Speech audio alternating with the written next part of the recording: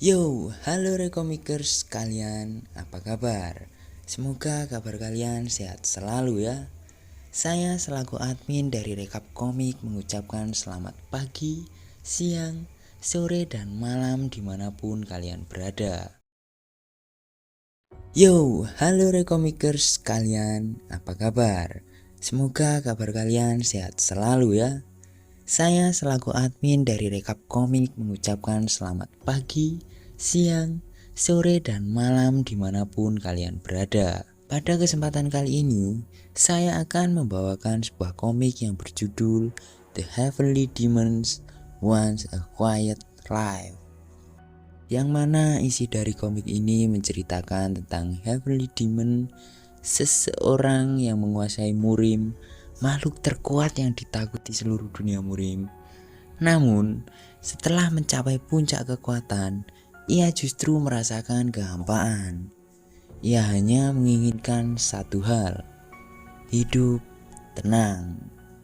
Tapi ketika ia bereinkarnasi ke tubuh anak yang paling lemah dan tersiksa, dunia murim justru mulai bergerak lagi, tanpa sadar bahwa monster itu telah kembali.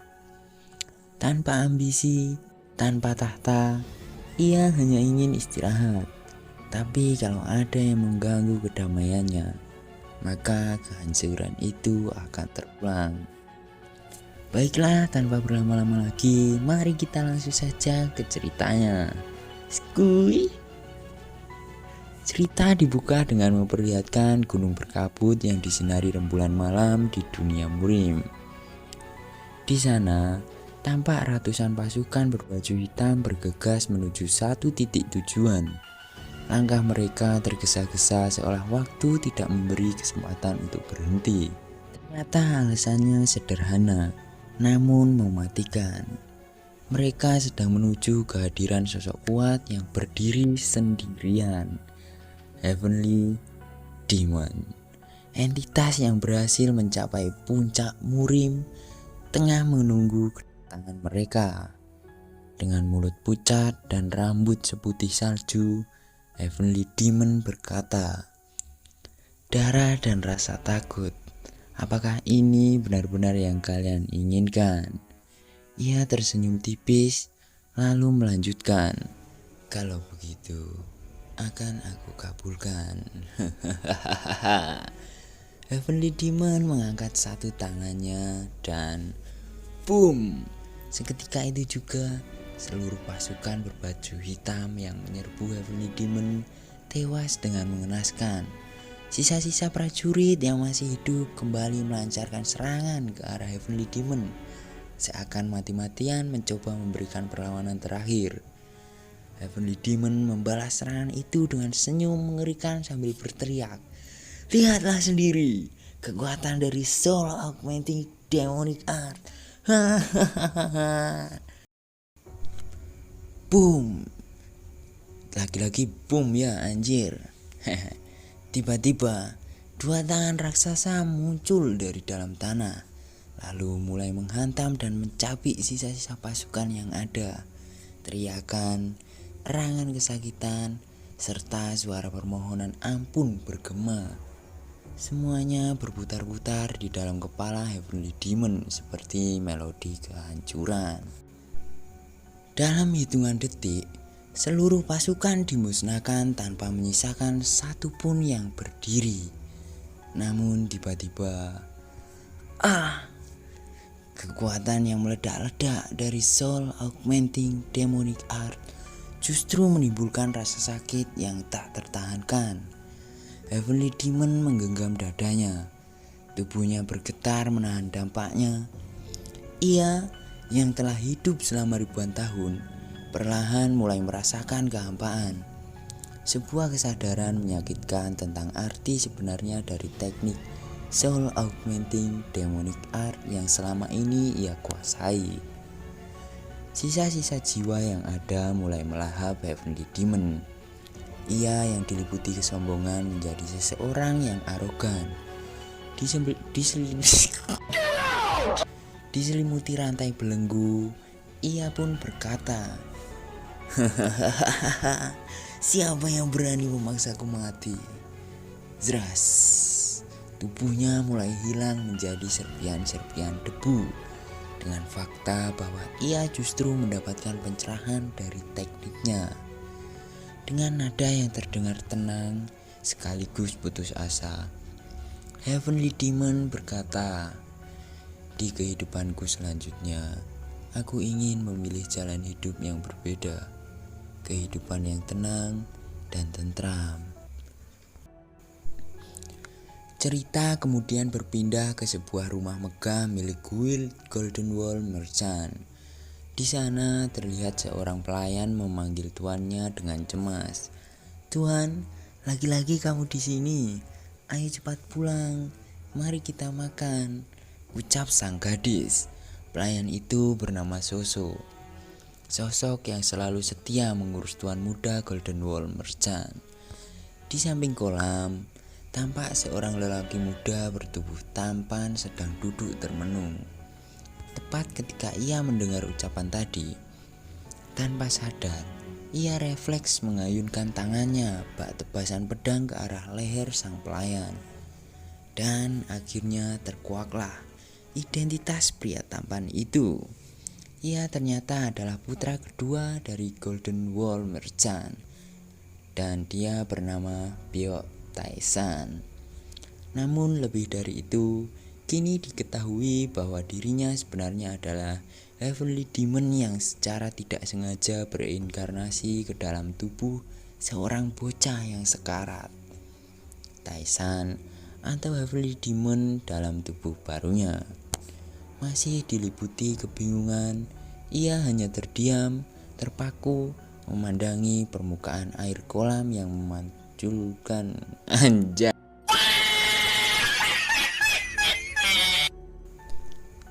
Ia hanya terdiam, terpaku, memandangi permukaan air kolam yang memantulkan wajah barunya. Dengan nada muak, ia bergumam, "Cih, aku tidak suka wajah ini. Terlalu mirip perempuan." Ucapannya itu keluar sambil menatap pantulan air yang menggambarkan sosok aslinya sebagai Heavenly Demon. Tae-san pun kembali ke rumah dengan seluruh hidangan yang sudah tersaji di atas meja makan. Namun sebagai Heavenly Demon yang kini terjebak di dalam tubuh rapuh seorang bocah, ia merasa dirinya seperti seorang sampah. Hanya untuk makan saja tubuhnya sudah kelelahan. Soso, pelayan yang sejak tadi menunggu di sampingnya, berkata bahwa sebentar lagi tabib terkenal akan datang untuk mengobatinya. Mendengar itu, Tae-san hanya terdiam. Ia tidak menaruh harapan apapun. Hari demi hari pun berlalu.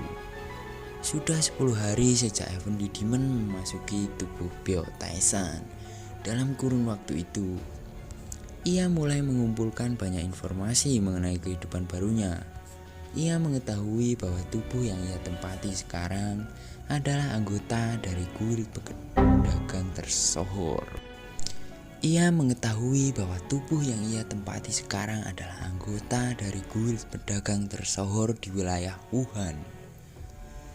Namun tubuh Tae-san terlalu lemah. Bahkan untuk memakai pakaiannya sendiri pun ia membutuhkan bantuan orang lain. Lalu muncullah sebuah fakta bahwa tubuh itu sangat amat rapuh dikarenakan tubuh itu memiliki masalah, di mana seluruh titik meridiannya telah terputus dan tubuh itu bisa mati kapan saja. Setelah merenung beberapa saat, ia membulatkan tekad bahwa ia akan berusaha untuk hidup. Ia pun berkata di dalam pikirannya bahwa ia akan menggunakan kekuatan jiwa untuk memperbaiki meridian yang terputus pelan-pelan untuk sementara. Namun ada satu masalah, yang mana kata si MC kita ini, kalau ia asal-asalan menyerap jiwa, maka ia akan mendapatkan karma seperti yang terjadi di kehidupan lamanya. Namun, ia yang mendapatkan rahasia dari teknik Soul Augmented Demonic Art mempunyai ide yang cemerlang, bahwa ia akan menyerap jiwa-jiwa yang kotor saja dan menyisakan jiwa yang murni tetap ada. Dan dengan begitu, ia tidak akan mendapatkan serangan balik pada saat kekuatannya ada di puncak kembali. Taisan pun memanggil Soso dan berkata, "Soso, aku mau jalan-jalan hari ini." Soso si pelayan yang tak pernah melihat Taisan memiliki hasrat untuk hidup terkejut dan ia berkata, "Benarkah kamu mau pergi kemana? Aku akan membawamu kemanapun." Dengan nada datar Taisan menjawab, "Tapi aku ingin ke rumah pelacur." "Rumah pelacur? Pilihan yang apa? Rumah pelacur?" ucap si Soso sambil tersibuk malu. Tidak tahu harus bereaksi bagaimana. Karena khawatir, Soso memberi saran agar Taisan pergi bersama bodyguard saja, bukan dengannya. Namun Taisan yang benar-benar tidak peduli hanya mengangguk santai. Yang penting keinginannya sudah tercapai. Ia pun segera bersiap, menunggu kedatangan bodyguard sambil membiarkan Soso memakaikan pakaiannya seperti biasa. Saat membenahi tampilan Taisan, Soso tiba-tiba mengatakan sesuatu yang tidak pernah terlintas di pikiran Taisan. Ia berkata dengan suara pelan namun tulus, "Tuan, aku berharap agar kamu tidak terlalu keras pada dirimu sendiri ya." Taisan mengerutkan kening, merasa bingung dengan keadaan ini. Terlalu keras pada diriku sendiri? Soso mengangguk gugup. Iya tuan, menurutku kamu tidak harus terlihat begitu putus asa. Setidaknya berharaplah untuk hidup sampai tabib yang dibicarakan itu tiba." Taisan, yang sebenarnya adalah Heavenly Demon, terdiam sejenak. Tatapan Soso begitu tulus, penuh kekhawatiran. Untuk pertama kalinya sejak reinkarnasinya, ada seseorang yang menunjukkan perhatian tanpa pamrih. Ia pun tersenyum sedikit, senyum kecil yang hampir tak terlihat. Lalu berkata, "Ia sudah tiba." Soso dengan bingung menjawab, "Iya, siapa tuan?" Belum sempat Taisan menjawab, terdengar suara seseorang dari belakang. Jelas terdengar seperti terkejut. "Ah!" Seketika itu muncullah sosok pria yang akan menjadi karakter pendukung penting dalam cerita. Cheon Kyung-hwan, seorang pendekar dari Sword Dragon Corps. Taisan memandangi pria itu dengan penuh perhatian. Dalam hati ia bergumam, pria ini bagaikan pedang. Energinya begitu kokoh. Tidak mungkin ia hanya anggota biasa dari Dragon Corps. Aku bisa merasakan berapa lama ia berlatih untuk posisi itu. Golden Wall Merchant, kurasa mereka bukan orang-orang biasa. Anjir lah, yang bener aja kocak. Lu aja Heavenly Demon masa dianggap biasa anjir. Oke, lanjut ke cerita lagi ya. Di sana pengawal Cheon berkata bahwa mereka sudah sampai. Nampak di depan ada sebuah pavilion megah bertingkat yang disebut Rumah Bunga Harum. Salah satu tempat Salah satu tempat yang disebut sebagai tempat pelacur terbaik di Wuhan.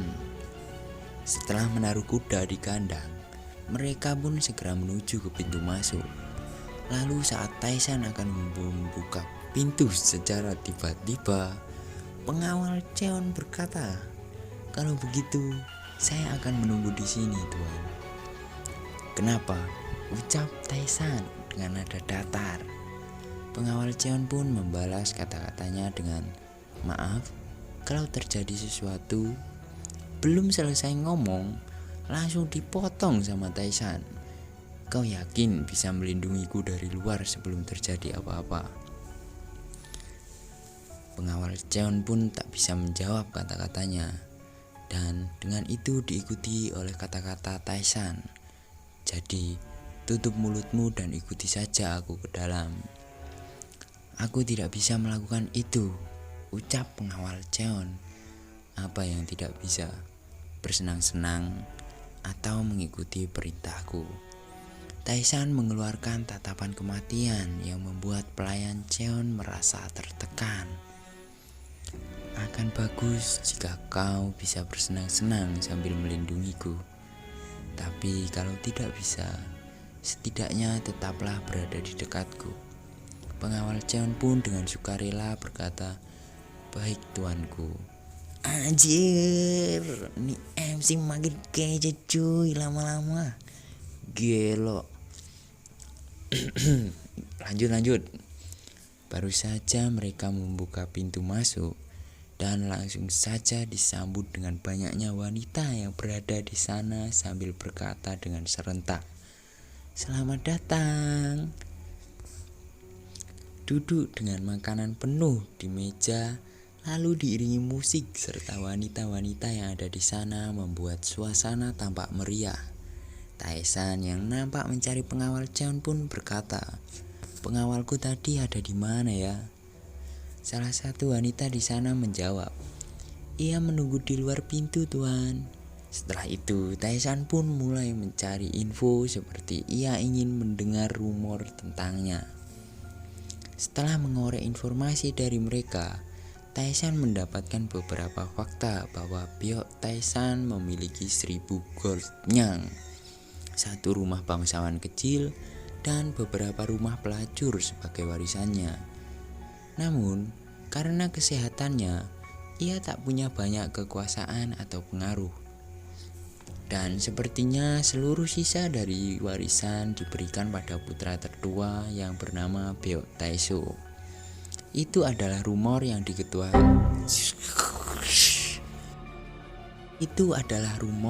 diketahui seluruh orang di Wuhan. Dan jika Taisan tidak berkeliling mencari info, maka ia tidak akan tahu juga. Setelah itu ia pun berdiri dan mulai memilih salah satu wanita yang ada di sana. Dan wanita yang terpilih namanya adalah Hwaryong. Anjir. Oke lah. Satu wanita terpilih. Dan mereka pun bergegas menuju ke dalam kamar. Setelah Taisan masuk ke dalam kamar, wanita-wanita yang ada di luar pun mulai bergosip seperti, "Apa tuan muda akan kembali? Iya, dan kenapa juga dia memilih Hwaryong?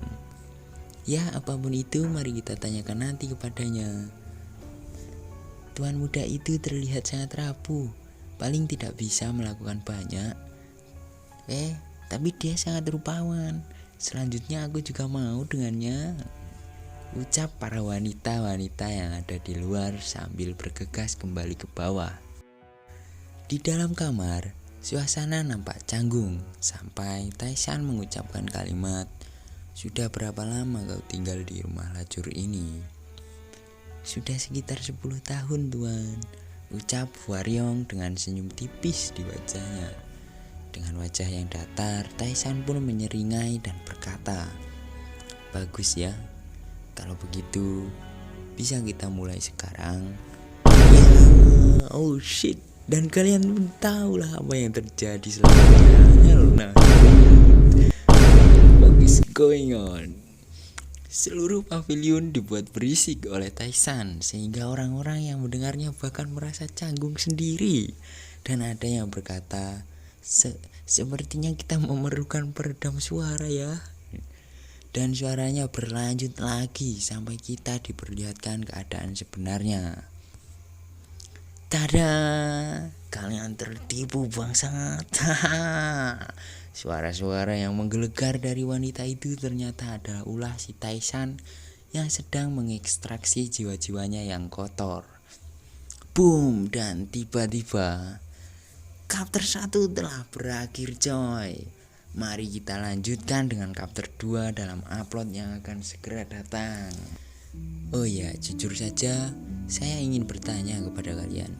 Menurut kalian, si Taisan atau Heavenly Demon bakal tetap survive atau enggak nih pakai tubuh bocah yang lagi sekarat? Dan kalau kalian jadi Taisan, kalian bakal ngapain tuh di dalam? Cuma bercanda cuy. Oke lah kalau gitu, semoga kalian suka dengan episode kali ini. Dan saya memohon maaf sebesar-besarnya apabila masih banyak sekali kekurangan yang harus saya perbaiki. Karena ini adalah video pertama saya. Saya juga meminta saran kepada kalian apa saja yang perlu dibenahi supaya kalian semua merasa nyaman dan enak nontonnya. Silahkan beri saran kalian di kolom komentar. Saya selaku admin Rekomikers mengucapkan undur diri. Waalaikumsalam. Dan jangan lupa subscribe, like dan komen cuy. Skuy.